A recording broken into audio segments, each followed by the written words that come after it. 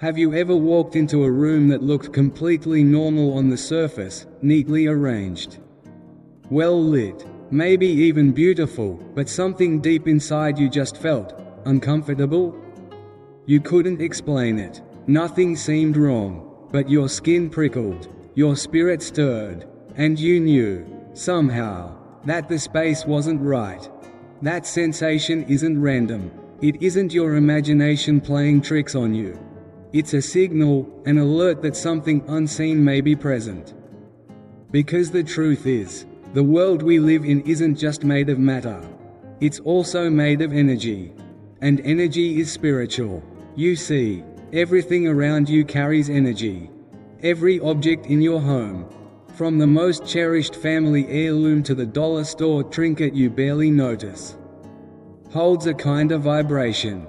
Some of it is neutral. Some of it may even bring peace. But some can invite darkness. Now, I know, some people will laugh at that.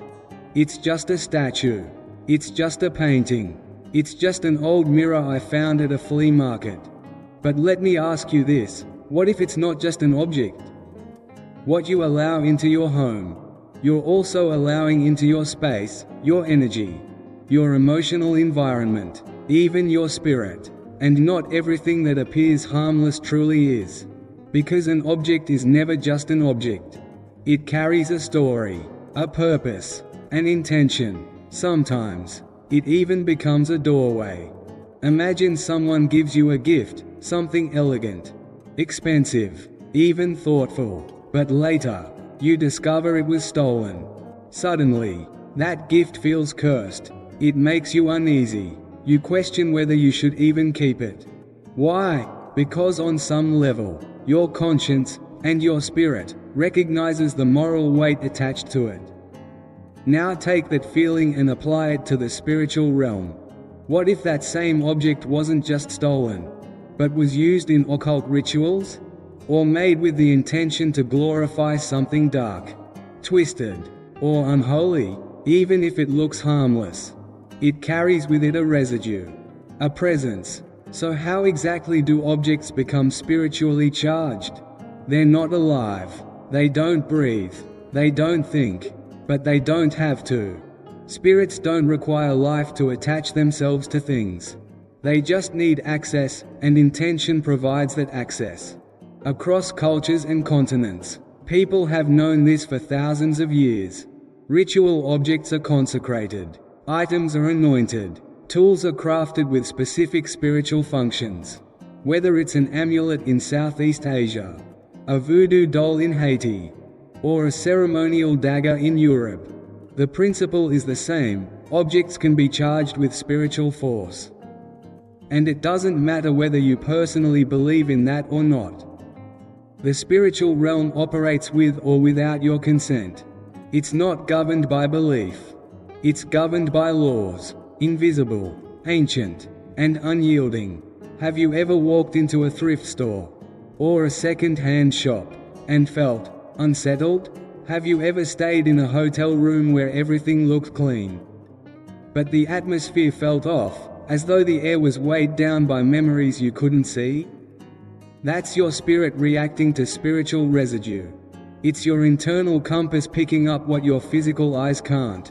And just as places can absorb spiritual atmospheres, so can things.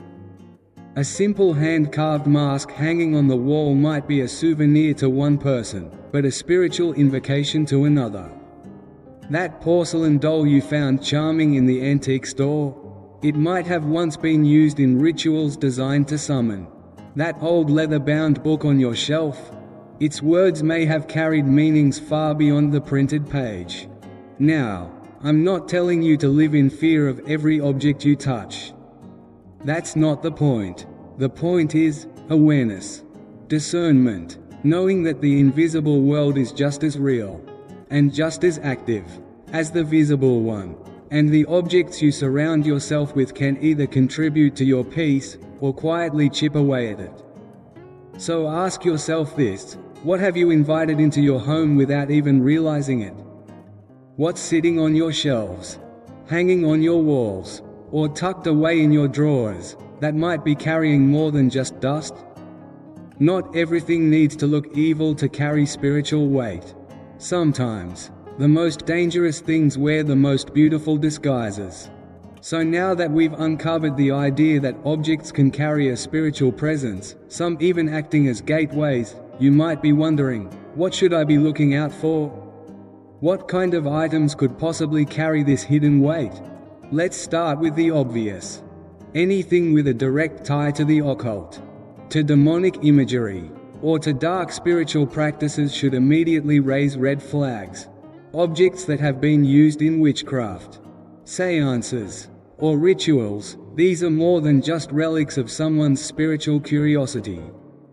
They're carriers of intent, carriers of presence, and yes, carriers of influence. But here's the thing, it's not always the clearly sinister items that pose a threat. Often, it's the little things we overlook, the things hiding in plain sight. Maybe it's a book someone gave you, a well-designed cover, poetic language, but beneath the surface, it promotes sorcery, magic, or spiritual manipulation. Or it could be that decorative statue you picked up while on vacation. A harmless souvenir at first glance, but what if that statue represents a false god? One that was once actively worshipped through sacrifices or rituals. Even artwork and jewelry can hold hidden meanings. Symbols tucked into patterns, engraved with intention, silently speaking in a language you didn't realize you were inviting into your home. And that's where the danger often lies, not in what the object is, but in what it invites. Because once something becomes a spiritual gateway, it doesn't just sit there gathering dust on a shelf. It begins to affect the atmosphere. Maybe you've felt it. Tension in the family that won't go away. A weight in the air that no amount of cleaning or redecorating seems to lift. Disturbances that feel out of place, flickering lights, creaking floors, a sense of being watched. Or maybe, it's in your sleep. Nightmares that come out of nowhere. Restlessness, waking up exhausted. You might have brushed it off as stress or coincidence. But what if it isn't? What if something dark was given access? Because when it's there, it doesn't stay silent for long. Sooner or later, it will try to make its presence known. But here's the good news, you don't have to live like that. You don't have to accept it. You don't have to tolerate it. And most importantly, you don't have to keep it. You have authority over what you allow into your space. You have the power to shut the door, to say enough is enough. And when you do, when you remove these things from your home, when you make a conscious choice to no longer welcome darkness, you will feel the difference. Because here's a spiritual truth worth remembering. Darkness cannot remain where it is not welcome. Maybe even now, as you're listening to this, something in your spirit is stirring. Maybe there's a specific item that just came to mind, something in your home that has always made you feel a little uneasy. Maybe you've ignored that feeling, chalked it up to imagination, or convinced yourself it's just coincidence. But what if it's more than that? What if your spirit has been trying to warn you all along? I want to encourage you, trust that inner knowing. That quiet nudge? It's called discernment, and it's there to protect you. When you take action, when you cleanse your space and choose to dedicate it to peace, to truth, to light instead of darkness, you will see a change. Not just in how your home feels, but in how you sleep, how you relate, how you think. Peace doesn't just visit, it returns and stays. Because some things in this world carry more than just physical form. Some things carry attachment, a presence, a spiritual weight that, though invisible to the eye, presses down on the soul like a fog in the room. Let me say this clearly. Not everything in your home belongs there. Not every item resting on your shelf is just an object. Some of them may be influencing your atmosphere in ways you've never considered. And not all of that influence is good. There are objects that attract darkness. There are items that act as invitations, open doors to forces that do not have your best interest at heart. And here's the critical part: you don't need to be actively participating in witchcraft for those forces to affect you. Sometimes, all it takes is proximity. All it takes is permission granted by ignorance, indifference, or denial. In the last part, we talked about how certain objects don't just exist, they invite. They can alter the spiritual atmosphere of your home, even without your awareness. But here's something even more sobering to consider. You don't have to go looking for trouble, or even believe in it, for it to affect you. If an object has been tied to dark spiritual forces, it doesn't need your permission to bring that presence into your life. The intent it carries was already set in motion, long before you brought it into your space. Some of you might be thinking right now, well, I don't own anything like that. I'm careful. But let me gently ask you, are you sure? Do you know the full history of every object in your home? Do you know where that decorative mask on the wall came from, what culture it represents, or what it was used for? Do you understand the meaning of that symbol engraved on your necklace? Do you know whose hands held that antique before it reached your shelf? Because objects, like people, carry stories. And some of them hold more than just sentimental value or aesthetic charm. They carry spiritual residue. I'm not saying that every old thing is cursed. But I am saying this: some objects have been deliberately, intentionally dedicated to darkness. And when you bring something like that into your home, you're not just bringing in a piece of wood, or metal, or cloth. You're bringing in the weight of everything it has absorbed, every purpose it served, every ritual it was part of, every dark intention woven into its creation. There are items that have been used in spells. There are objects that were handcrafted for occult purposes, crafted not for decoration, but as tools.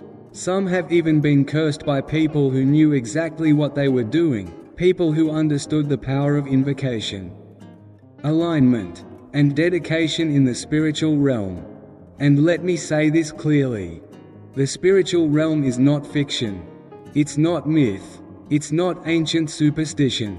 It's real. It operates by laws that don't depend on our belief to be active. And it should never be taken lightly. When something has been dedicated to dark forces, it doesn't just sit harmlessly on a shelf.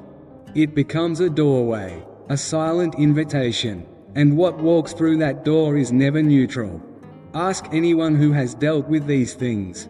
They'll tell you stories that all sound eerily similar. Homes that were suddenly filled with tension for no reason. Rooms where the air felt heavy and thick. Nightmares that started the day after a specific item was brought inside. Strange noises, disruptions, oppression. And yet, time and time again, when that object was identified and removed, the darkness lifted with it. Some people push back.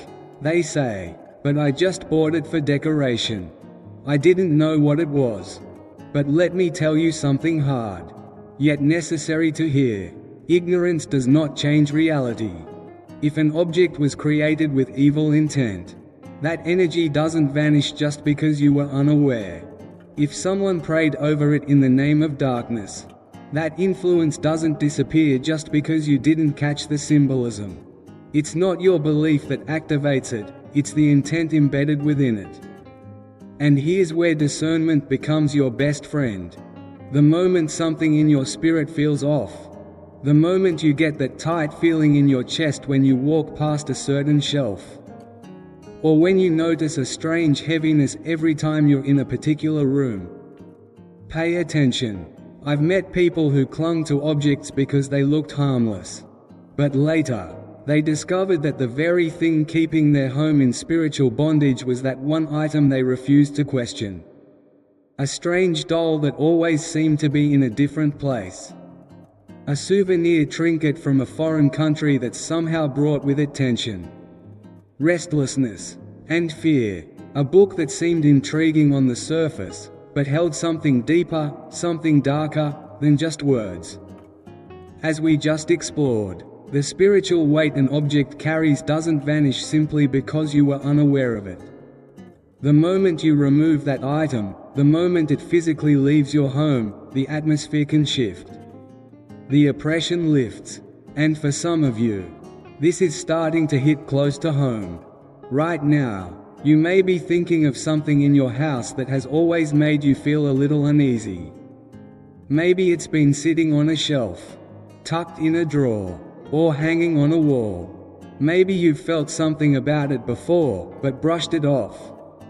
You told yourself it was just paranoia, just your mind playing tricks on you. But let me say this, that check in your spirit, that quiet discomfort you've been feeling, is not an accident. It's not random, and it's not something to ignore. If something is making you feel unsettled in your own home, there's a reason. And if you've been experiencing constant tension, a sense of heaviness, or an unexplainable darkness that lingers no matter what you do, it's time to ask a serious question. What have I unknowingly welcomed in? Because the enemy doesn't always come knocking in broad daylight. He doesn't walk through the front door wearing a warning label. No, sometimes he slips in quietly, unnoticed, hidden in the ordinary, disguised as something beautiful, something cultural, something sentimental. And before you realize it, you've given spiritual access to a presence that was never meant to be there. The only way to take back your home is to close every single open door. To remove every object that has become a foothold. To identify and reject the items that were never meant to be under your roof in the first place. And these items? They don't always look threatening. They often come into our lives without a second thought. A gift from a well-meaning friend. A souvenir from a trip abroad. An antique passed down through generations. A piece of decor you found at a flea market or second-hand shop. Things that seem innocent, harmless, even beautiful. But let me tell you, not everything that enters your home comes empty. Some things carry a weight you cannot see, a presence you did not invite, and an influence you were never meant to live under. People don't always realize this. But objects have history. They've been places. They've been used. They've been touched by hands you'll never know, lived in homes you've never seen, participated in rituals you'd never imagine. You might think you just picked up a lovely old mirror, a bargain, a statement piece, but do you know where it's been? Do you know what was spoken or summoned in front of it? Do you know who used it and for what purpose? Or maybe it's a piece of jewelry, an heirloom, passed down through your family for generations. But ask yourself, do you know what it was used for? Do you know the life of the person who wore it? What they believed? What they practiced? We like to draw a neat line between the spiritual and the physical, as if they exist in completely separate realms. But the truth is, they're far more connected than we like to admit. Spirits can attach themselves to places. They can attach themselves to people. And yes, they can attach themselves to things. And those who practice dark arts, they understand this very, very well. They dedicate objects in rituals. They use physical items as spiritual conduits. They place curses on objects with one goal in mind: to ensure that whoever takes possession of that item will also take possession of the influence it carries. Now, maybe you're thinking, but I don't mess with that kind of stuff. I don't dabble in the occult. But here's the hard truth, that doesn't matter. Because if something has been marked in the spiritual realm, if it's been consecrated, cursed, or intentionally connected to darkness, then your ignorance or innocence does not cancel out its power. So even if you don't believe in this, even if you've never dabbled in anything spiritual, it can still affect you. Because you don't have to participate in something for it to leave an imprint on your life. You don't have to invoke anything. You don't have to chant, light candles, or read ancient texts. If an object has been used in darkness, if it's been part of something unholy or spiritually corrupted, then it carries that darkness with it, plain and simple. And if you bring that object into your home, you're not just bringing home a piece of wood or metal. You're bringing that same unseen presence into the place where your family eats, sleeps, rests, and dreams. I've spoken to so many people who have said things like, "I don't know what's happening in my house. Everything was fine, until I brought this thing home. Suddenly, there's tension in the air. Arguments break out over nothing. Strange dreams begin. Noises they can't explain. A heaviness that just won't leave." And time again, it's the same pattern. They remove the object, and everything shifts. The dreams stop, the peace returns, the weight lifts, the oppressive presence vanishes like smoke in the wind. That's not coincidence. That's cause and effect. Now maybe you're thinking, "I don't own anything dangerous. I just picked up a few second-hand pieces." Maybe it was a great deal. Maybe it looked vintage, stylish, or just unique. Maybe it had a backstory that fascinated you. But here's the question you have to ask. Do you know where it came from? Do you know what it's been involved in? Because I can tell you this with absolute certainty.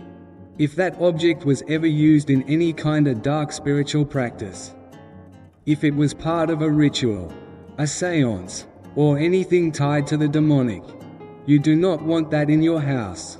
You do not want it anywhere near your children. You don't want it around your relationships, your sleep, or your peace.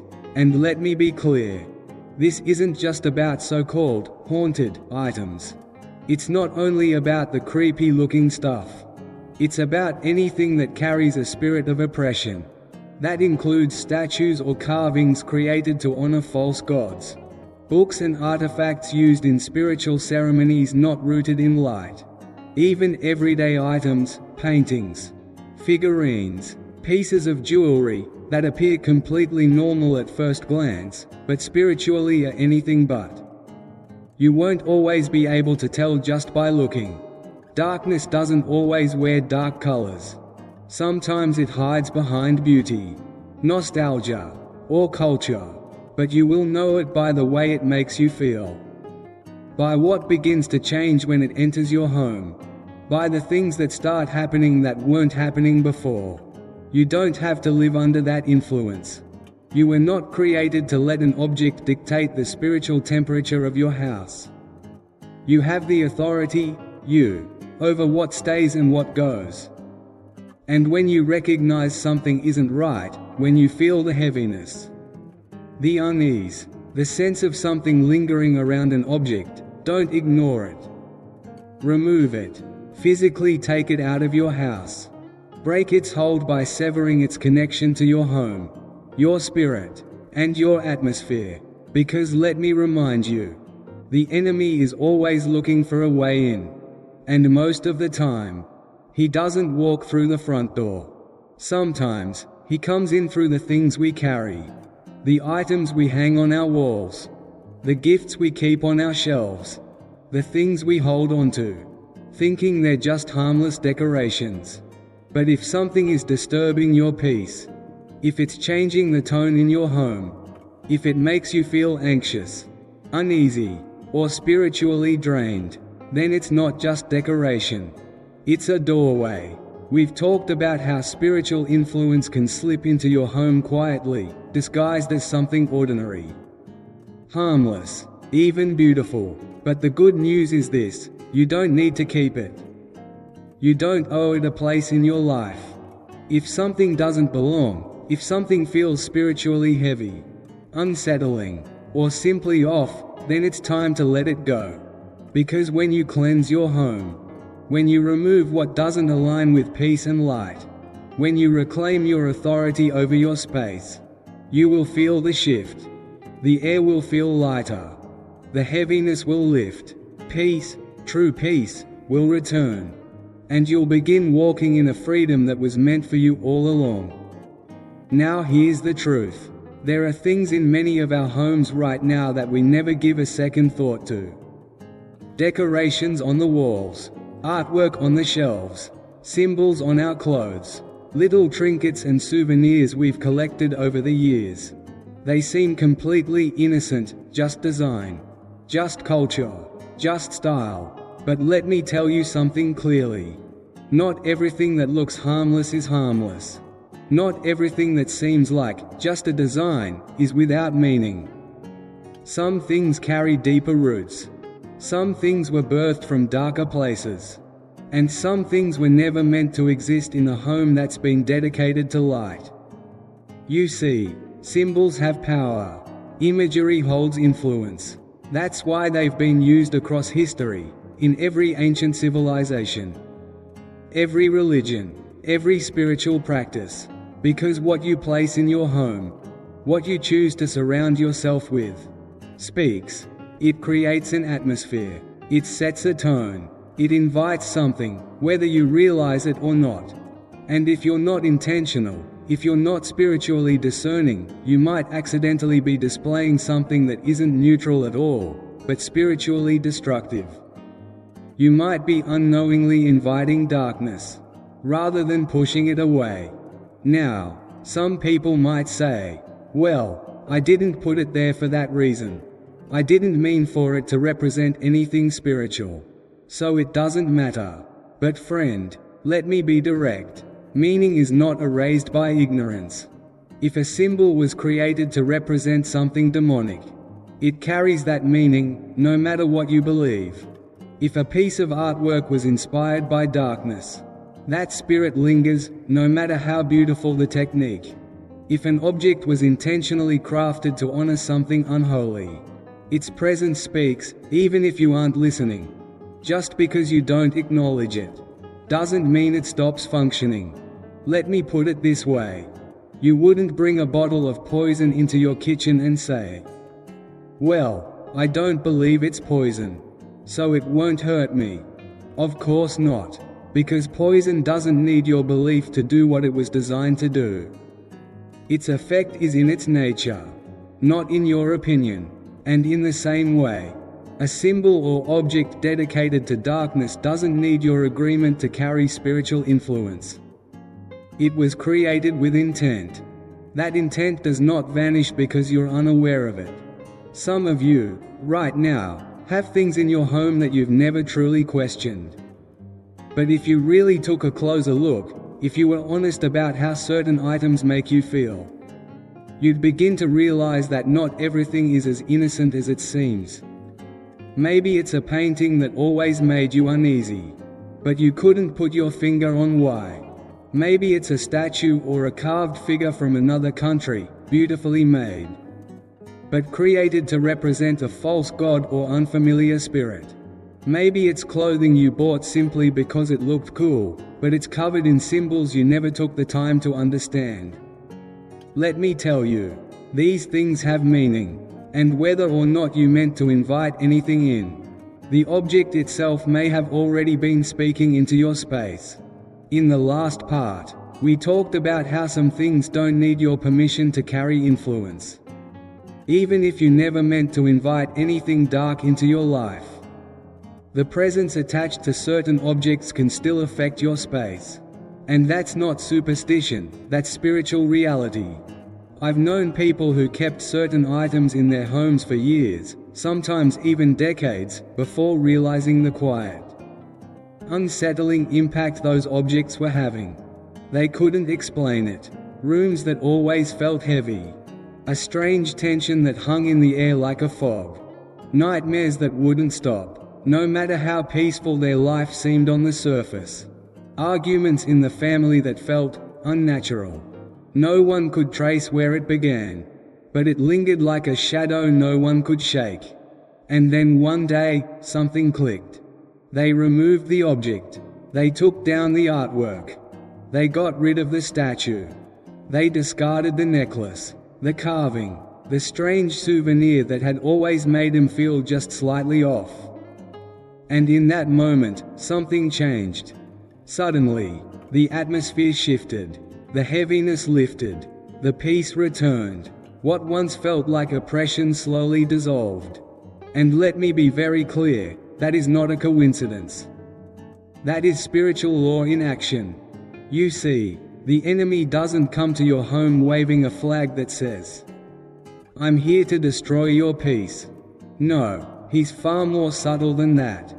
He understands that most people, especially those who pursue peace, light, and truth, would never intentionally bring something openly evil into their homes. So what does he do? He hides it. He cloaks darkness in elegance.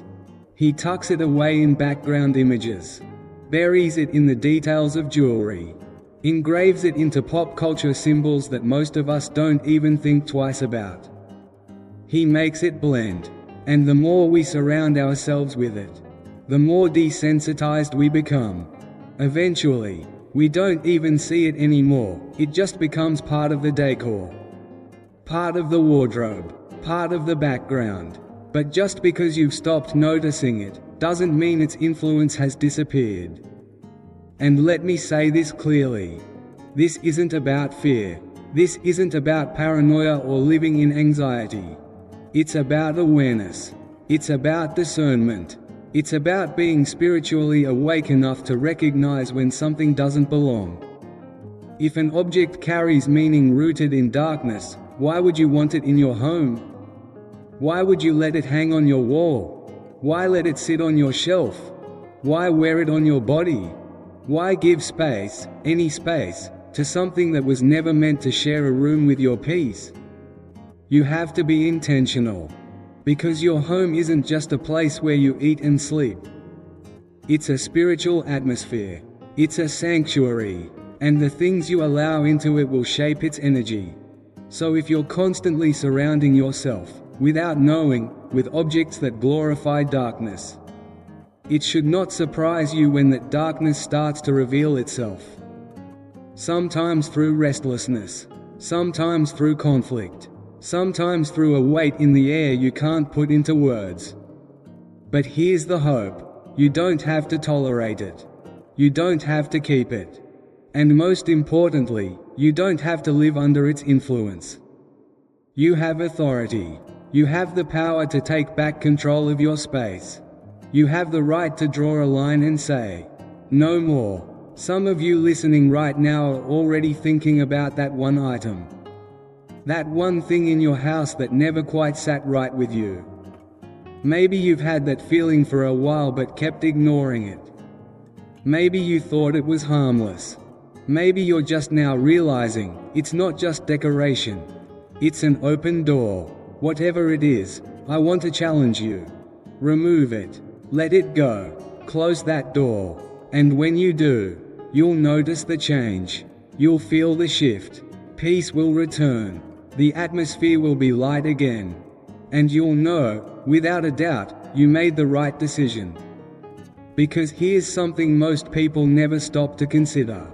The things we surround ourselves with, they shape more than just our environment. They shape our spiritual climate. As we've seen, what you allow into your home can shape your spiritual atmosphere, but the same is true for what you allow into your mind. And today, more than ever, the enemy doesn't just use objects, he uses content. Music, movies, books, games. People say, it's just entertainment. It's just a song, just a story. But let me tell you something that may shake you. Nothing is ever just anything. Everything you consume carries something. Everything has an influence. And whether you realize it or not, what you're letting into your ears, your eyes, and your imagination is actively shaping your soul. It's shaping the atmosphere of your thoughts, your emotions, your relationships, and yes, even your home. Have you ever wondered why a single song can instantly shift your mood? You go from calm to hyped, or from content to angry, or from joyful to anxious. That's not random. That's spiritual mechanics at work. Why does a film make your heart pound? Why do certain scenes leave you disturbed for hours, or even days, after the credits roll? It's because entertainment is not neutral. It carries a spirit. And that spirit can either edify your peace, or quietly unravel it. Now, to be clear, I'm not saying every movie, every song, every game is evil, but I am saying that some of them are. Some were deliberately crafted to glorify darkness, to normalize the demonic, to make evil look enticing, funny, even heroic, to make witchcraft seem harmless, like fantasy, like fun. And the more you expose yourself to that kind of content, the more frequently and passively you consume it, the more desensitized you become. Before long, things that should disturb you don't even register. Things that used to grieve your spirit now entertain you. Warnings that should have set off alarms now feel like background noise. But that's exactly how the enemy works.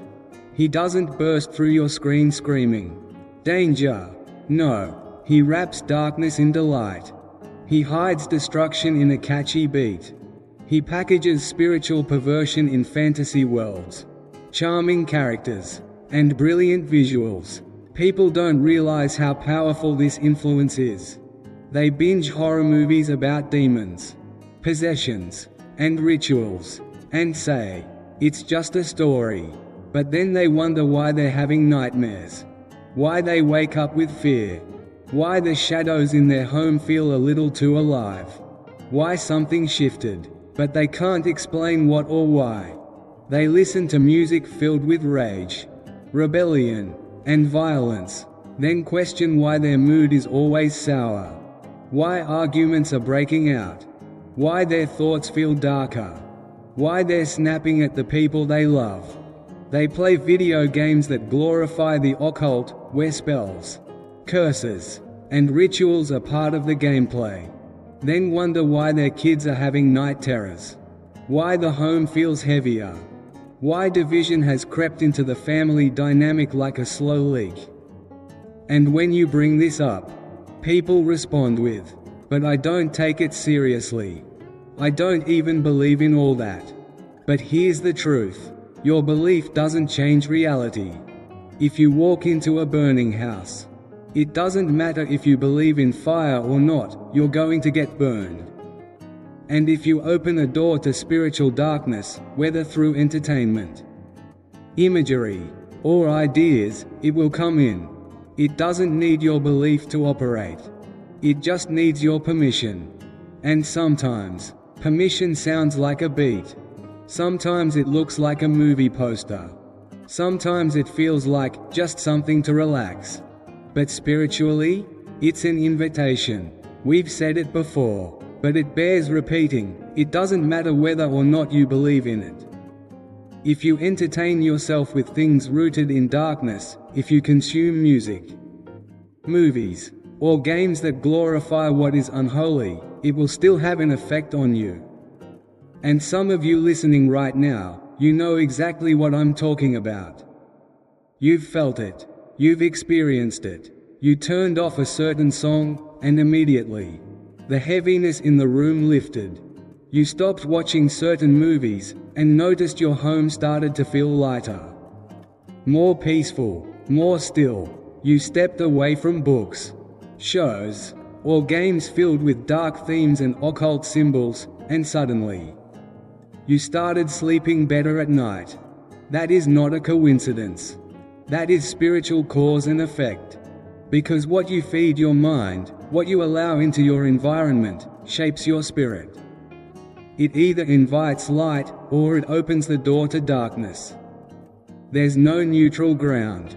You can't fill your mind and your home with things that glorify evil and then expect to live in peace. It simply doesn't work that way. You have to be intentional. You have to pause and ask yourself, is this feeding my soul, or poisoning it? Is this drawing me toward truth, or opening spiritual doors I never meant to open? Because if something is rooted in darkness, if it celebrates rebellion, perversion, violence, or witchcraft, if it glorifies what is unholy and mocks what is sacred, then why are you giving it a place in your life? Why are you allowing it into the atmosphere where you rest, where your children grow, where you seek peace. Right now, some of you are thinking about things in your home that you know don't belong. Maybe you've felt it for a while, something in your spirit whispering that it's not right, but you ignored it.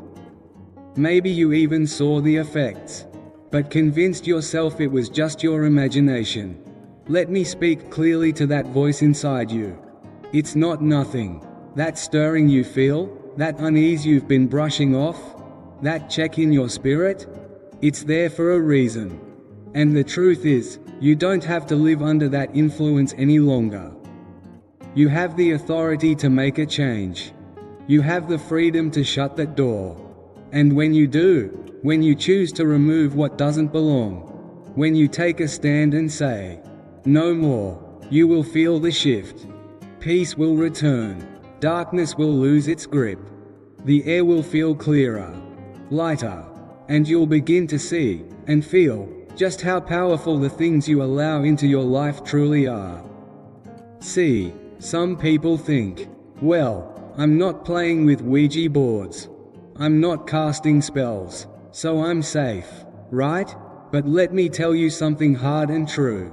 The enemy doesn't always wait for a ritual. He doesn't need you to perform incantations to gain a foothold. Sometimes, all he needs is a little permission, a little compromise, a crack in the door, a moment of indifference, just enough space to slip in unnoticed. And one of the biggest, most common ways people unknowingly give that space is by tolerating things in their home that should have been removed a long time ago. And hear me, it's not always the obvious things. It's not always skulls, tarot cards, or pentagrams. Sometimes, it's the sentimental things, the objects tied to your past. Even if your past is something you don't want to return to. Even if that chapter of your life is long closed, the item you kept as a reminder may still carry the spiritual weight of that time. And unknowingly, you've allowed it to keep speaking into your atmosphere. We talked about how the enemy doesn't always need a ritual. Sometimes all he needs is what you're willing to tolerate. And now, we take it one step deeper. What you refuse to let go of may be the very thing holding you back. There are some things in our homes, not there to bring peace or beauty, but simply because we haven't let them go. We keep them out of habit, out of fear, out of sentiment, but not because they're helping us move forward. And here's the truth.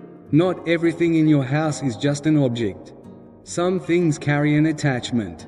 Some things are tied to a moment in time, to a feeling, to a spiritual influence that still clings to you, sometimes without you even realizing it. I've talked to people who couldn't understand why they kept struggling, why they felt stuck in the same toxic patterns, why they couldn't fully step into healing or walk in lasting freedom, why it felt like their past was pulling them back like a shadow they couldn't outrun. But then we started digging. We looked, not at what they believed, but at what they were still holding on to. And the truth began to emerge. Old love letters from a relationship that brought heartbreak and sin. Jewelry given by someone who pulled them into darkness. Clothing from a time in their life when they were far from peace. Far from light. Far from God. And every time they walked past those things, every time they touched them, looked at them, or even kept them close just in case, they were unknowingly keeping the door cracked open. Just a little. And that's all the enemy needs. Some of you, right now, have things in your house that are tied to a version of yourself you've been trying to leave behind. And you wonder, why do I still feel heavy? Why do those old temptations still whisper to me? Why do I feel like I'm stuck between who I was and who I'm supposed to be? But let me ask you, have you really cut the ties? Have you removed every remnant of that old life from your space? Or are you still holding on to a piece of it? Because if you're holding on to a piece, then part of you is still connected. And it doesn't stop at personal things. Sometimes, it runs deeper. It's generational. Some of you are holding on to items that have been passed down through your family. Artifacts, antiques, symbols, books, statues, things that have sat in your home for years, untouched, unquestioned. Why? Because they belong to your grandmother, your great-uncle, a relative you never even met. And you think, it's just a family heirloom. But let me tell you something most people don't want to admit. Not everything that's passed down is meant to be kept. Because just like blessings can be passed from generation to generation, so can bondage. If an item was ever used for something unholy, if it was tied to occult practices, rituals, false beliefs, if it was part of something that brought darkness into your bloodline, then keeping it isn't honoring your family. Keeping it is keeping the chain in place. Spiritual influence doesn't expire with time. It doesn't lose power just because it's old.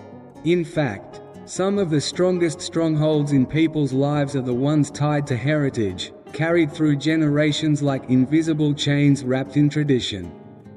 People say, but it's just an old object. Yes, it is. But if that heirloom carries a spirit of oppression, if it was used in rituals that welcomed darkness, if it once served something that stood against the light, then it's not just a keepsake. It's a link. And that link is still speaking, still influencing, still affecting the atmosphere in your home and your spirit. You might think it's just a piece of history, just an artifact, a family relic, but in reality, it's a link, a spiritual tether to something you were never meant to inherit. And until that link is broken, until you physically remove it from your space, that influence will stay, that heaviness, that unrest, that resistance to peace, it will linger. I've seen people do it. I've watched them gather those items, carry them out of the house, sometimes setting them aside, sometimes burning them completely. And in the moment that object was gone, something shifted. They felt it. The air was lighter. The spiritual atmosphere in their home lifted, like a curtain finally drawn back. Why? Because something truly broke. Because when you remove the enemy's foothold, he loses his legal right to stay. When you take away what carried his influence, you take away his power. Some of you right now, you feel that pull in your spirit. You know exactly what needs to go. Maybe you've known for a long time. Maybe it's something you've defended. Something you've told yourself isn't a big deal. It's just a thing, just a gift, just a memory. But deep down, you've always known, because it's been disturbing your peace. It's been keeping you tethered to a season in life you were meant to move past. It's been sitting there, maybe on a shelf, in a drawer, or in the back of a closet, carrying a presence you don't want anymore. And friend, it's time to let it go. Because the moment you remove every last remnant of what doesn't belong, that's when true freedom begins. Everything you allow into your home, whether it's an object, a piece of art, a symbol, a song, or even something as personal as a keepsake, has the power to shape the spiritual atmosphere you live in. And darkness doesn't always come crashing through the front door. Sometimes, it slips in quietly. Through the things we tolerate. Through the things we refuse to question. Through the things we assume are harmless, because they're familiar. Because they're old. Because they carry a memory. But when your eyes are opened, when you finally recognize what doesn't belong, you have the power to do something about it. You have the power to shut the door, to sever the tie, to reclaim your authority over the place where you and your loved ones live. Sleep, grow, and heal. You don't have to live with fear. You don't have to keep putting up with unrest. You don't have to get used to spiritual heaviness in your home. Peace is possible, but peace is a decision. It's something you have to choose.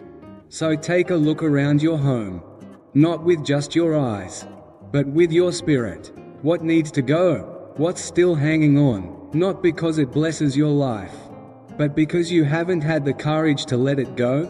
Because when you finally do, when you cleanse your home, when you remove what was never meant to be there, you will see the difference. You will feel the shift. And you will begin to walk in the freedom that was always yours, but had been clouded by everything you allowed to stay. This is your moment. Choose peace, choose light, and take your space back. Musical note, soft instrumental fades in. This is not about fear. It's about freedom. And that freedom is just one decision away. Thank you for staying with me through this journey. If something in today's message touched you, if you felt a shift, an awakening, or even a quiet confirmation in your spirit, then don't let this moment pass. You've just taken the first step toward reclaiming your space, your peace, and your spiritual freedom. At Dr. G_check_official Jononi Success. This is what we're about. Real talk, deep truths, breakthroughs that start from the inside out. So if you're ready to go deeper, right finger hit that subscribe button right now. Be part of a growing community that dares to confront the unseen, that chooses truth, and that walks with intention. And don't forget to turn on the notification bell, so you'll never miss a message that could change everything. Thumbs up, like this video if it spoke to you. Speech balloon, drop a comment below. I'd love to hear what stood out most to you today. Send mail and share this with someone who needs to take their own step toward freedom. This journey isn't just mine, it's ours. And together, we're not just watching content, we're changing atmospheres.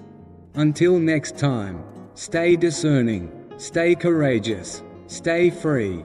Dr. G_check_official Jononi Success.